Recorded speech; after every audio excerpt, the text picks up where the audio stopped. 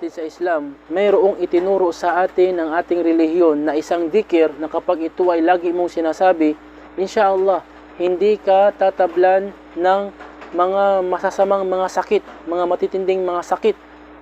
Ito ay itinuro sa atin ni Propeta Muhammad SAW na lagi niyang sinasabi mula sa hadith ni Anas bin Malik na lagi niyang sinasabi ang Allahumma inni a'udhu bika minal baras wal juzam wal junun wasayyil asqam.